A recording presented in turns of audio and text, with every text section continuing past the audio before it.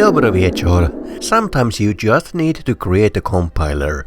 There are not many good reasons to make one today, maybe exercise. But when I made the JRPG translations, I really needed one. Compilers like GCC and Clang just do not target the 5822 that is in the Super Nintendo. Creating a compiler begins from defining the language that you are compiling. The inaugural challenge that this compiler is designed for is a function library that performs declension of people names according to the rules of Finnish grammar. And so I sketched out this example program in my new imaginary language in sort of pseudocode, but keeping in mind that I am going to create a compiler for it. I put just enough features into the language that it is actually usable, but still minimal enough that we can keep this video concise and to the point. In retrospect, the language is almost identical to B, the predecessor to the C programming language. For instance, we have statements like return, while and if. We have function calls where the function name is given first, followed by parentheses, followed by the list of expressions that are evaluated for the function parameters. We have some expressions and operators like the minus operator, the array indexing operator, and so on. Each statement ends in a semicolon just like in C and B, and we also have the compound statement which does not end in a semicolon. The function declaration itself is a bit simpler than in C or B. It begins with a function name followed by the list of parameters. The function declaration ends with a colon character followed by a single statement that comprises the function body. To include multiple statements in the function body, you would use the compound statement just like in C. Variables can be defined inside functions. After some consideration, just like in the B language, I decided that just one type of variable is enough. In B, all variables are declared with the word auto, but I decided to use the word var instead. This variable type is an integer variable, but it also acts like a character pointer where applicable. So yeah, I also had to add pointers into the language. A pointer is a variable that just points to another resource somewhere. So I have the asterisk operator, which dereferences a pointer. Its counterpart is the ampersand operator, which takes the address of a variable. Now that we have a pretty good idea about the language, it's time to formalize it. The formalization process begins from defining all the atoms that make up the program. These are the building blocks that make every single program in this language. We have 4 reserved words: if, while, return and var. We have several single character or double character operators for various purposes. And we have 4 special tokens for anything that is more complex than a fixed character sequence. First, there are identifiers. These are all the function names and variable names. Anytime you see a function name or a variable name in the code, that is an identifier right there. Then we have integer literals. When the code contains numbers that are not part of identifiers, they are integer literals. This language only supports integers, not decimal or floating point numbers. String literals are expressions that begin with a double quote and end in another double quote. To be clear, this language does not have a string type. Just like in B and C programming languages, string constants are actually pointer values that point to the specific location in memory where the compiler has put the sequence of characters that comprise the string. And finally there's the end of file token, which is necessary to distinguish where the code ends. You may be wondering, the source files also contain whitespace and comments. How are these accounted for? Whitespace and comments are not tokens. While they are not totally ignored, they are considered separators that separate tokens, they are not tokens. In other words, the presence of whitespace or comments does not affect the structure of the program. We only care about grammatical elements. All programs are essentially streams of tokens. For example, here's how a sample function is divided into tokens. All programs look like this to compilers at some point. All parsers, regardless of how they are implemented, essentially work on these token streams and try to make sense of it. And here is how it happens. We use a grammar. Programs in this language are comprised of functions. It begins with either a function or the end of file. After a successfully parsed function, the only possible continuations are another function or the end of file. All valid programs must follow this pattern. What is a function? This is function. A function begins with an identifier. This is the function name. After the function name there are two options, either an identifier or a colon. If there is an identifier, it is a function parameter name. After the identifier there are two options, either a comma or a colon. If there is a comma, another identifier must follow. This may be looped as many times as there are parameters to the function. In any case, eventually there must be a colon. This denotes the end of the parameters list. After the colon, there must be a statement which comprises the function body. After the successful parsing of a statement, the function parsing is completed. We could merge these rules into a single definition like this. These two definitions are identical. For the computer they convey exactly the same grammar, but for us humans it is convenient to group the grammar into these separate reusable definitions. This makes the grammar easier to understand. Now in this grammar there is still one part that has not been explored. It is this blue node. What is a statement? Our grammar just says that at this point there has to be a statement. All of the other nodes are self-explanatory. Identifiers, commas and colons are called terminals. They are atoms, tokens that cannot be expanded further. But function and statement are non-terminal. They need a definition that explains what they contain. The definition of statement in my language is like this. Yeah, this is more complex than the function definition was. There are 7 alternative paths, each denoting a different type of statement. First, there is the compound statement. A compound statement is when you have the opening brace, followed by 0 or more statements, followed by closing brace. Then there is the conditional statement. The conditional statement begins with a if keyword, and then it must be followed by an opening parenthesis, and then it must be followed by an expression, and then a closing parenthesis, and finally another statement. Yes, the definitions can be recursive. A statement can include other statements. Then there is the loop statement. The loop statement begins with a while keyword. Then it must be followed by an opening parenthesis, and then it must be followed by an expression, and then a closing parenthesis, and finally another statement. This another statement is the body of the loop. The return statement begins with a return keyword, followed by an expression, followed by a semicolon. Both the expression and the semicolon are mandatory. Then there is the variable declaration statement. I will leave it as an exercise to figure out how to interpret that one. Finally, a statement may also be an expression followed by a semicolon, or just a single semicolon which does nothing. All of these 7 options are valid statements.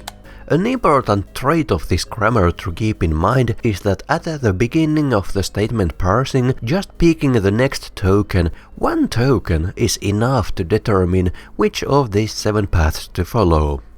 If the next token is an opening brace, it is a compound statement. If the next token is if, it is the conditional statement. If the next token is while, it is the loop statement. If the next token is return, it is the return statement. If the next token is var, it's the variable declaration. If the next token is a semicolon, it's the last path. Otherwise it must be the second to last option, which is an expression that we are yet to define. This is the grammar so far. There is still one non-terminal that we haven't defined. It's the expression. And it is the most complex of all. Expressions are the values that you do your mathematics with. Your function parameters are expressions, your function calls are expressions too. When you assign a value into a variable, that's an expression right there.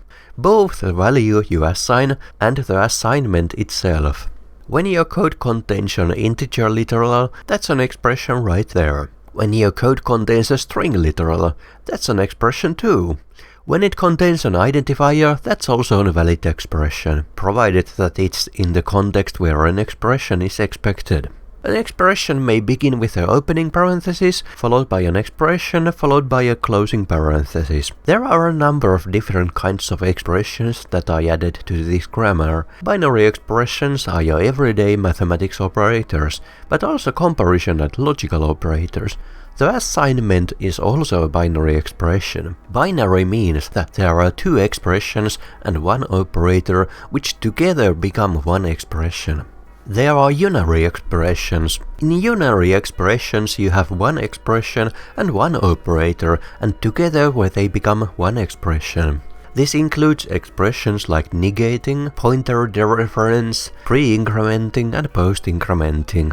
Just for swag, I also added the ternary if-then-else operator. It combines three expressions and two operators, forming one expression as a result. And thus the grammar is finished.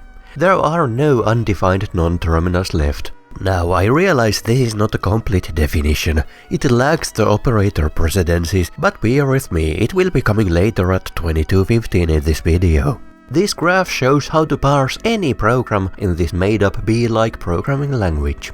If this image is unreadable in the video, don't worry, there is a downloadable copy in the resources listed in the video description. Now we can move on to coding. For the next part, I'm going to use a tool called GNU Bison. GNU Bison is a parser generator, which generates C or C++ code for a very efficient parser when given the grammar description in a text file. The best way to learn how it works, in my opinion, is to dive straight into it and explain it as we go. To make things clear, what I am going to write here is a C++ program with some special syntax that is parsed by Bison and converted into a parser engine. Just like before, the process begins by listing the tokens we are going to use. We have the reserved words, the placeholders for literal expressions, and the various operators. For convenience's sake, I am going to add aliases to these tokens so that we can refer to these tokens by the very same character sequences that they are in the actual source code file. Then we move on to grammar. Rules in Bison look like this. There is a goal. This goal is the name of a non-terminal. It describes the outcome of a process of parsing. Say we want to describe what constitutes a statement. The goal is then followed by components that fulfill the goal. These items can be terminals or they can be other non-terminals.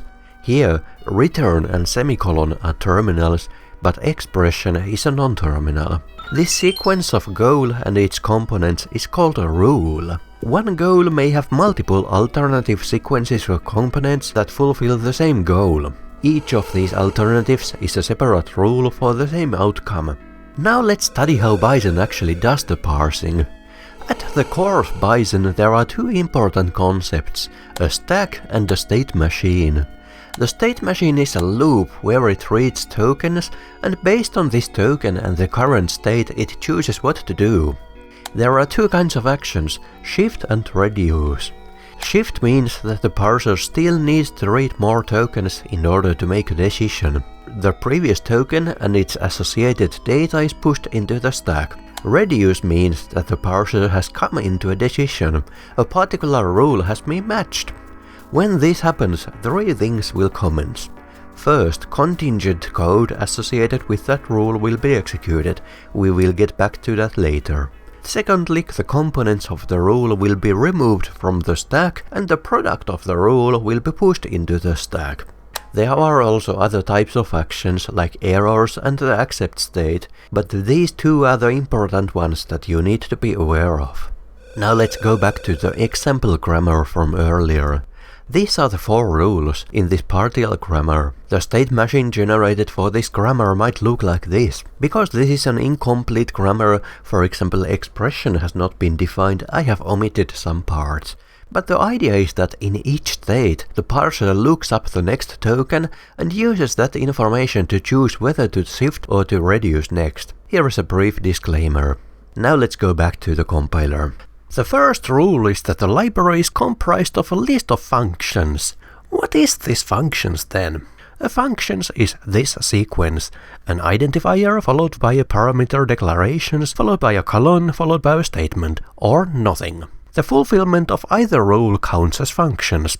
Either we get a single function definition or we get absolutely nothing. Both are valid fulfillments of this non-terminal.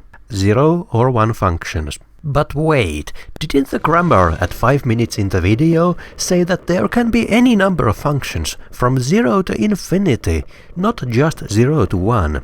Yeah!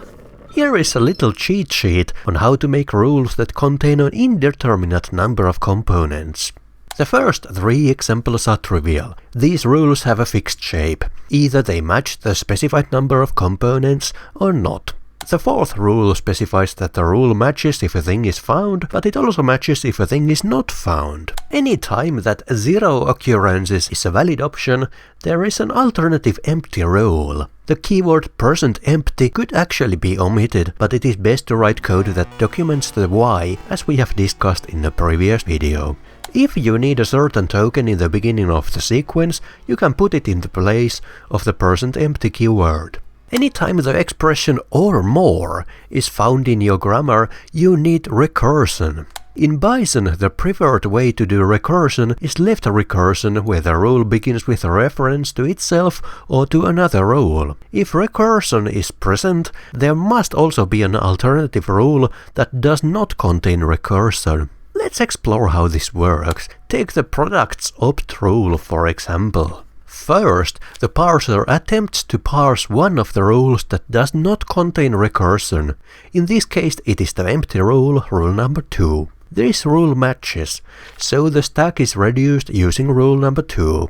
Then it attempts to parse one of the recursive rules. The stack already contains products opt, so that part is good. Then it checks whether the next token is a thing. The next token is a thing, so the stack is reduced using rule number 1. Then it attempts to parse one of the recursive rules. The stack already contains products opt, so that part is good. Then it checks whether the next token is a thing. The next token is a thing, so the stack is reduced using rule number 1. Then it attempts to parse one of the recursive rules. The stack already contains products opt, so that part is good. Then it checks whether the next token is a thing. The next token is not a thing, so this target is complete and parsing continues somewhere else. And that is the idea behind recursive rules. Recursive rules are needed in almost all grammars, so it is important to learn how they work. It is worth noting that if you need a rule of 0 or more delimited things, you actually cannot do that with just one non-terminal. You need 2 different non-terminals for that. Sometimes you need this kind of helper non-terminal. So with all this information in mind, let's get back to the code. There is a non-terminal for 0 or more functions. Then there is the non-terminal for 0 or more parameters, comma delimited. Each parameter is just an identifier token. You can see how a helper non-terminal was needed to implement this pattern. Next, the statements. This includes alternative rules for all the 7 types of statements discussed earlier in this video. Because the compound statement may contain 0 or more statements, we need a separate non-terminal to carry out the recursion. The variable declaration statement also includes recursion with a delimiter. Because it is not a 0 or more situation, after the var keyword, at least one variable declaration is required. Just one non-terminal would suffice as shown here, but I created a separate non-terminal for the identifier declaration so that the 2 rules, where a variable is either declared or declared and also assigned to, do not need to be duplicated. This concludes the statements. Next we need to define the expression. Remember this graph showing all the different expressions? Good. Because this is not a 360 video, I cannot show it simultaneously with the code. You may notice these expressions are massively self-referential and recursive, but that's alright. Making it all work is what the parser is for. In fact, why don't we test and see what Bison thinks of our grammar now that it is finished? Oh no! It says that there are manifold shift-reduced conflicts in my grammar. What could it mean? Let's study it. If we give the report all option to Bison, it produces an output file that describes in detail the entire state machine generated by Bison. Let's have a look. At the top of the file it tells me the relevant thing, the exact state numbers where conflicts were found. Then comes the full list of rules in the grammar. This is followed by the list of terminals and the list of non-terminals. After that we get to the state machine. Each state lists 2 or more of the following things. The list of rules handled in this state, then the list of actions to perform depending on the look-ahead token. For example, if an identifier token is encountered, the parser will shift and go to state 5. Then possibly a default action that takes place if the look-ahead token matches none of the choices. Finally, the list of actions taken when the parser has just executed the reduce operation and ends up in this state. Now, to find out what caused the shift-reduce conflicts. The first conflict was in state number 36. State 36 is here. It seems to be parsing an expression here. On the left side there is already one successfully parsed expression, and it is trying to figure out what to do with an operator token. And it seems that there are 2 options for every single one of the operators. For example, when it finds the plus token, it could shift and go into state 60, but it could also reduce using rule 42. The brackets indicate that the parser chose to shift here rather than to reduce. In other words, while there were conflicts in my grammar, Bison chose a sensible approach, which is usually to shift, but shifting is not always the right option. The problem is that until this point I did not specify operator precedence. It is important to specify which order things are handled. You can see this simple mathematical formula can produce very different results depending on the precedences of each operator. There is not only precedence, but also the associativity. If multiple instances of the same operator are encountered, associativity determines which way the sequence is grouped, whether priority is given to the left side part or to the right side part. In the C programming language, the operator precedences are well documented. There are 15 precedence levels, some of them left associative and some of them right associative. GNU Bison actually makes it really easy to define precedences. It goes like this. Each line in the listing is a new precedence level. The least precedence is at top and the highest precedence is at bottom. But there are some symbols that have a different precedence level depending on the context. For example, minus can be a binary operator, but it can also be a unary operator. These have different precedence levels. That's when it is helpful to specify the precedence levels manually rule by rule if necessary. Here we have just indicated that the unary asterisk operator has the exact same precedence as the unary ampersand operator. Let's see what Bison thinks of this grammar. Ah, cool. It compiled without a single conflict. Now, the lack of parser conflicts is not always a sign that your grammar is well designed.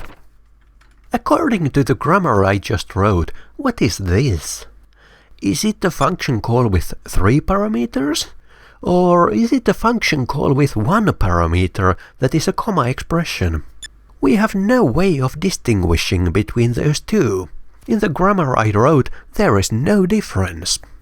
The first thing I will do is remove the comma operator and create a separate set of non-terminals for different situations where the comma operator is explicitly allowed, such as function parameters or contexts where it cannot be mixed up with other meanings. Now it is very easy to make mistakes while designing these changes. Suppose my input to the compiler contains this statement. var x equals 5, y, z equals 3, semicolon. It corresponds to this sequence of tokens shown on the screen. And here's how I intended it to be parsed. A single statement comprised of a single variable definition statement. 3 variables are defined, and 2 of these variables are initialized with an expression. However, because of a mistake I made in the grammar, this is how the compiler parses it instead. 1 variable is defined that is initialized with a comma expression. The parsing of var_def1 must be changed so that the comma operator is not permitted at all, in order to not conflict with the meaning that the comma has in the variable declarations. Done. I also made a small change to the semantics of the grammar. The var keyword is now an expression, not a statement, which means that new variables can be defined inside expressions, such as while loop. Now, even though the grammar has been completed, at least for now, our compiler is far from complete. Indeed, when we try to compile our parser, we get some errors that indicate there are still some important parts that are missing. It's time to begin making this an actual C++ program. We start by adding some definitions for Bison that control how it generates code. The first line instructs it to create a parser in C++ language rather than in C language. You can look up the rest of the settings in the manual if you are interested. They are really not the focus of this project, so I will skip over them for now. The important part here is the code requires. This is where we put the actual C++ code for definitions that shape how the parser works. Definitions that the parser needs in order to be compilable. Definitions such as variable types. First, I'm going to define some fundamental types. First, I know we are going to need some identifiers. There are going to be 3 different types of identifiers: functions, function parameters, and local variables. To record the information about an identifier, we need its type, and we are probably going to translate it into an index number for efficiency. To record the information about an expression, we need... what do we actually need? We need the operation that is performed in the expression, of course. For example, addition. And we need some parameters to the expression. These parameters are expressions. In other words, an expression contains expressions. Yep, perfectly logical. So the expression contains a type and more expressions. Got it. But what if the expression is, say, a number constant? It needs the number value, of course. Same goes for identifiers and string constants. So what kind of expressions do we need? Well, we already established the atom types: string constants, numeric constants, and identifiers. But what else? Well, we already established the add type. Then we have the negation type. It just takes one expression as a parameter because it is a unary operator. We do not need a subtract type because it can be synthesized from the combination of the other two. I am aiming for a really minimal model here in order to make the video shorter. Then we have the compare equals type. We do not actually need the logical negation type because it can be synthesized by comparing the expression with 0. We do not need the not equals type either because it too can be synthesized from the equals type. We do kinda need the logical OR operator. You will notice I have placed the y expression in a different position here to denote the fact that y will be only evaluated if x evaluates 0. The logical AND operator follows the same logic. Here y will be evaluated only if x evaluates non-zero. The if statement will also be synthesized as an AND type expression. The loop statement needs its own type of expression.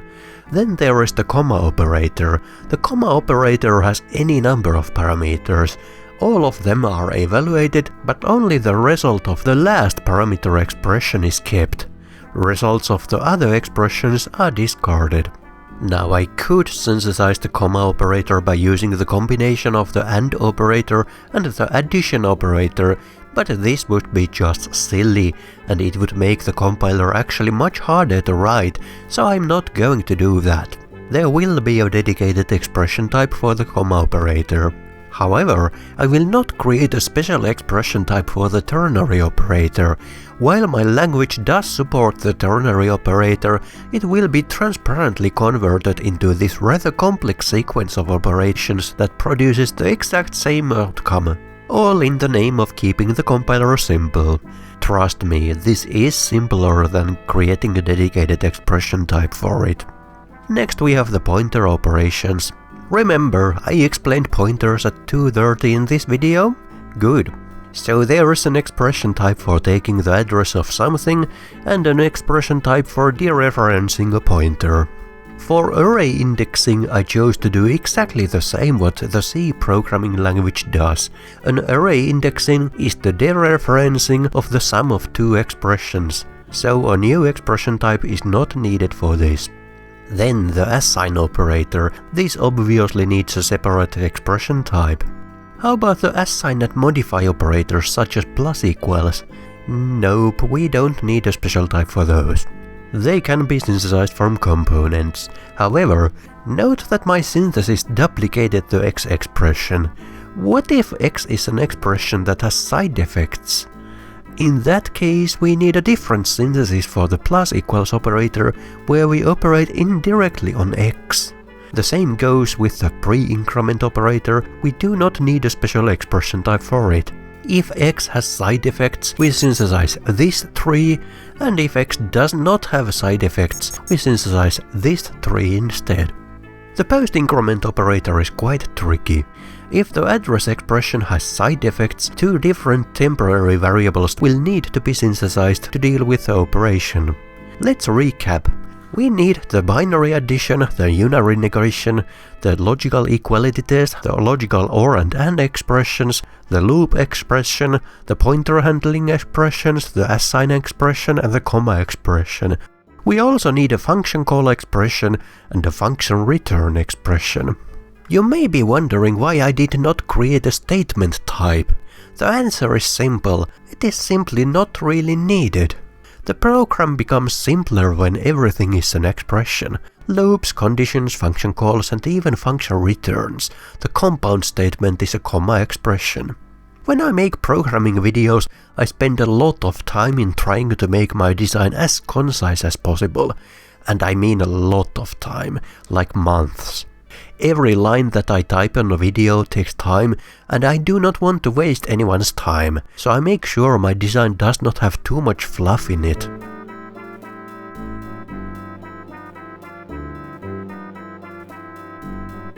Finally, we have one more atom type. It is the function.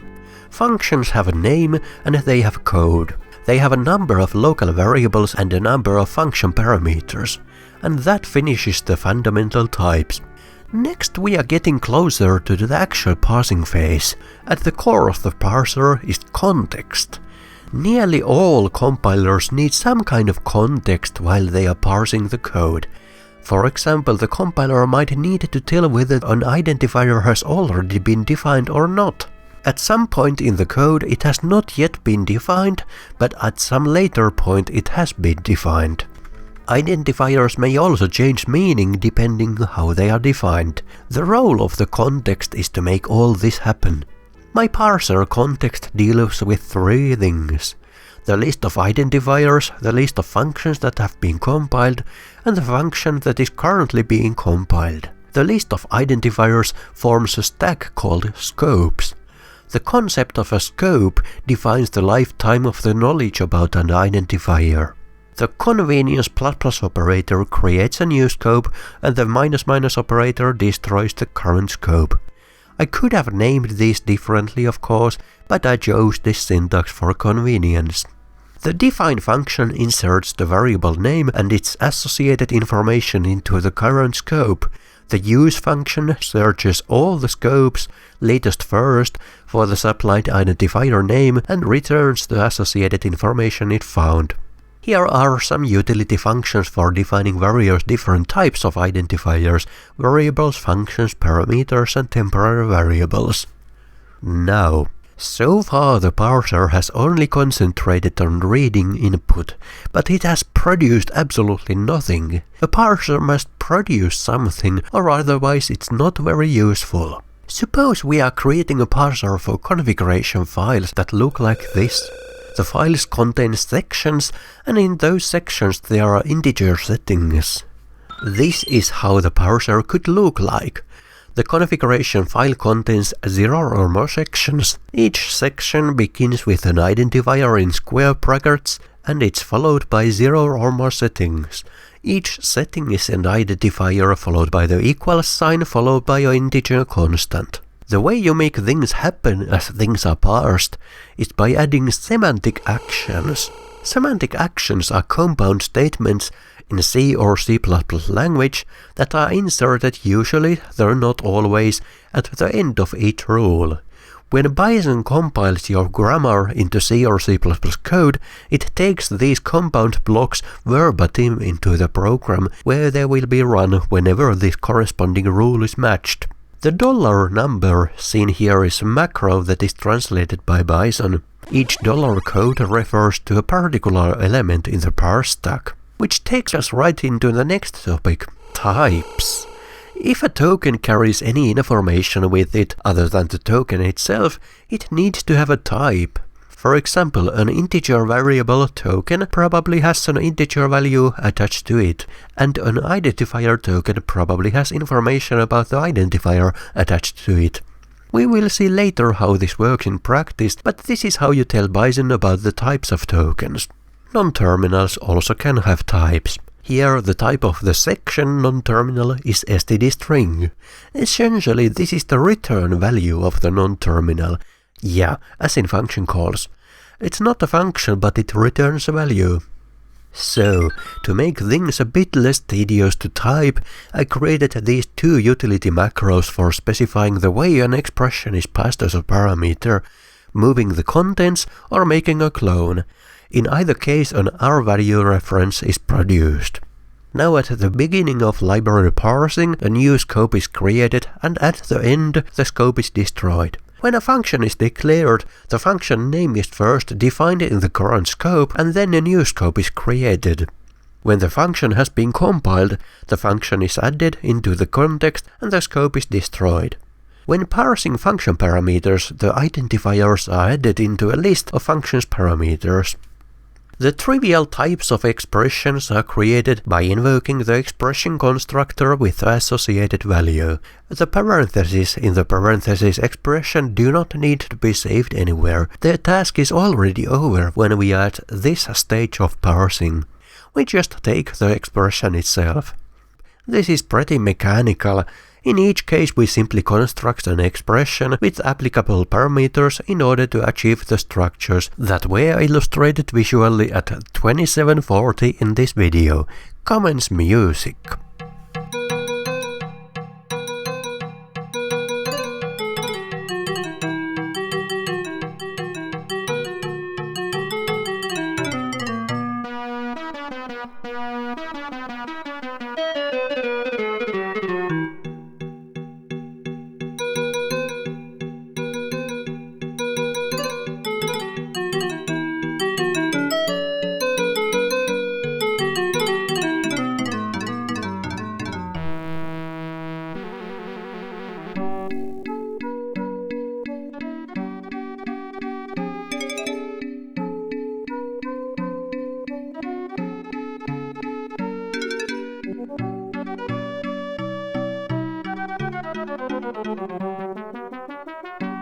For the modifying addition operator, there were two possible different trees that could be generated depending on whether the target expression has side effects or not.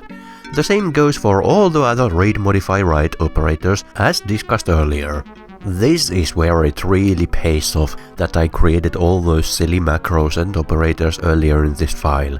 The %= operator may look confusing, but that's just shorthand for creating a copy A to B expression. It is a member operator I wrote for the expression class. It was shown on the screen at 31:52 in the video. The function is pure answers the question of whether the given expression has side effects or not. A pure expression is one that does not have side effects.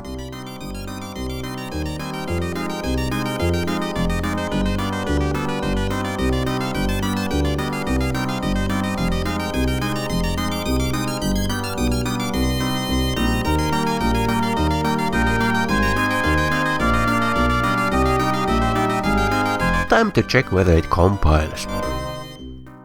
So far so good. Now notice how GCC gives me a line number and column for these error messages. There were some compilers in the early ages of computing that were not that sophisticated. If there was an error in your program, they would just say syntax error or something to that effect with no qualifying information, and you would be left on your own devices to figure out which exact part in your program the compiler didn't like. But we are not in the 1980s, so let's tell Bison to keep track of locations. We add the location information into the parser context.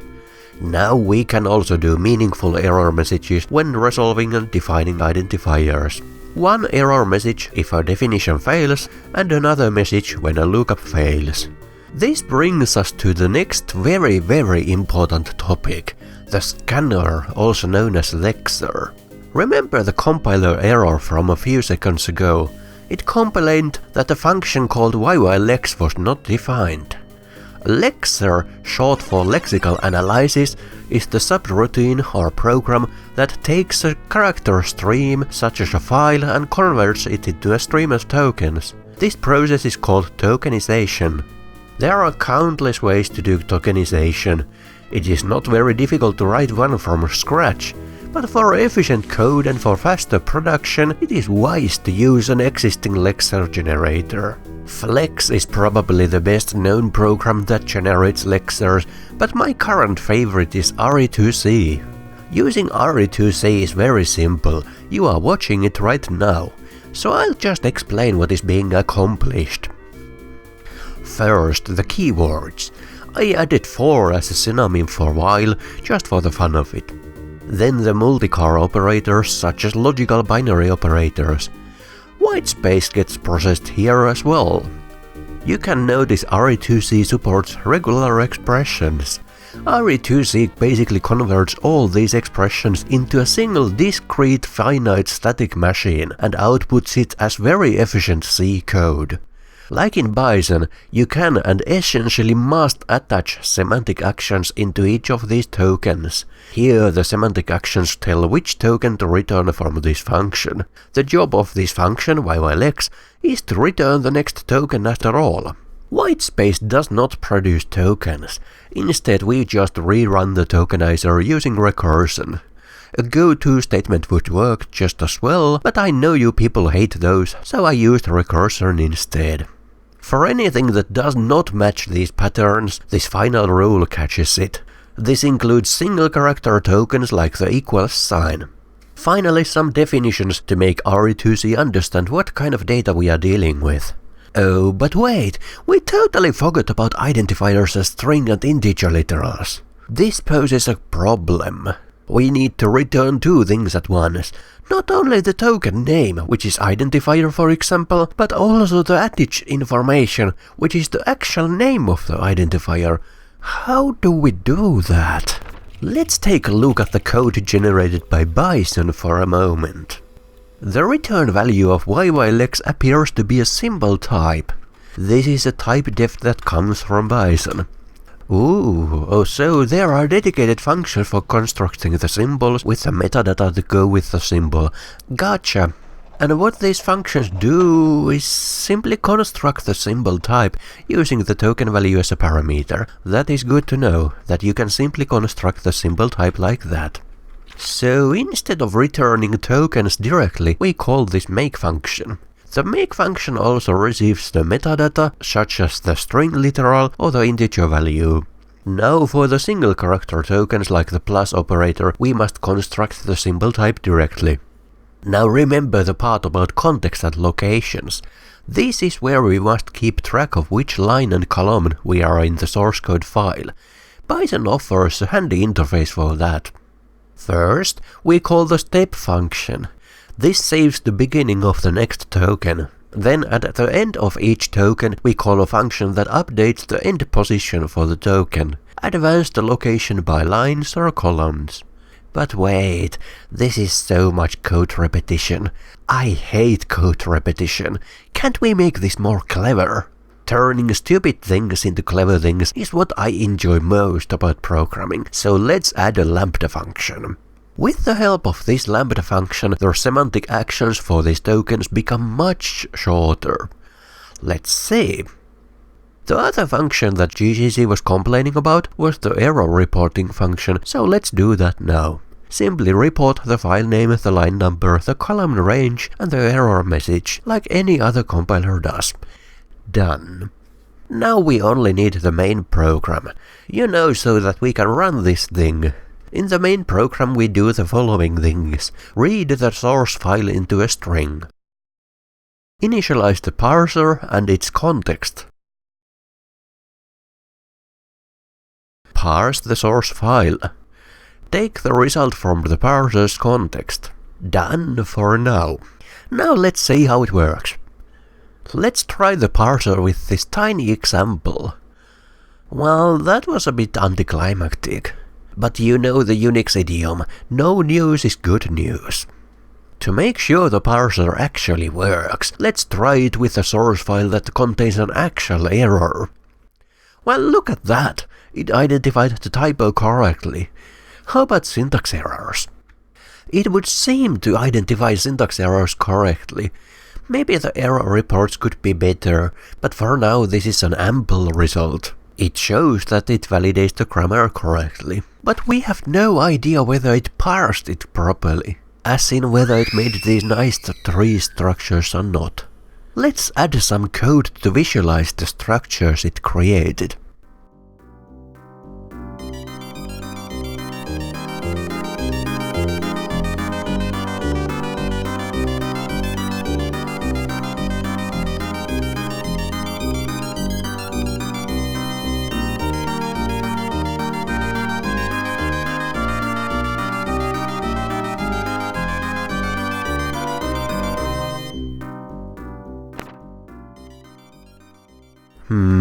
This is all kinds of confusing. I think that's correct, but we can probably do a bit better in the visualization department. I made a little tree visualization class for just that purpose. It is a bit longish and beside the point, so I won't include its source code in the video, but you can find it in the video description. The link takes you to a GitHub page where you can download it. And now when we run it, here is what it generates. A little bit verbose, but it seems right to me. This was the program that had an error in it. It looks like the parser stopped at the first error and bailed out. It compiled just 2 functions out of the 4. You remember when we ran GCC and it reported multiple errors in the source code. To support multiple errors, we must add error recovery into the grammar. This is done by adding alternative rules where a missing component is substituted with the error keyword. This rule is triggered when the parser finds only the first tokens before the error, but it does not find what should follow after that. The easiest type of error rule is recovery when a particular token that is absolutely required has not been found. For example, when a semicolon really is expected, but is not found. Writing a special rule for just this token with an error option allows the grammar to recover from the missing token and just carry on. Careful attention must be paid to not create parser conflicts though. In this grammar I follow the principle that an error recovery alternative is added whenever possible. This is indicated in the naming convention. If the name of the non-terminal ends with the number 1, an error will be produced if the rule is not matched. Consistent naming is the key to making maintainable rules. There are many popular conventions for naming rules in the grammar. I admit I am not very familiar with the established culture of naming the non-terminals, so I created my own names. And now when we run the parser, we can see it not only produces 2 error messages for this file that has multiple errors, but from the parsing tree we can see it actually processed the file to its end. Using code generators always brings forth a certain concern. What kind of code does the generator produce? This is the scanner function that is being passed to RE2C. When RE2C is run, it generates this code. I have done a bit of post-processing on the code to reduce the number of lines, thereby making it a bit easier to read in the video, but basically the gist is that it creates a state machine. It begins by reading 1 character. Using a switch case, it determines what to do based on that character. Say, if the letter was an I letter, it jumps to label YY26. At label YY26, it reads the next letter. If this letter is F, it jumps to label YY51, otherwise it jumps to label YY23. At label YY51, it reads the next letter. If this is an alphanumeric character, it jumps to label YY22. Otherwise, it returns the token if, because it has read I and F that are not followed by alphanumeric characters. At label YY22, it increments the reading position and continues to label YY23, which is also reached when the second letter was not F. At label YY23, if the character is alphanumeric, it jumps back to label YY23, otherwise it returns the identifier token. There is hardly any possible way that this scanner could be made faster even if you hand-wrote it from scratch. That is why I like RE2C. It turns the mechanical task of character-per-character matching into one where you can fully concentrate on expressing the desired outcome. This is what programming should be. And thus, we have completed the first step in creating the compiler, parsing the source code files into structures that can be processed by the code. Stay tuned for the next part in the series, where I implement a number of algorithms to optimize and simplify this code. Have a most pleasant and fulfilling day. Do zobaczenia.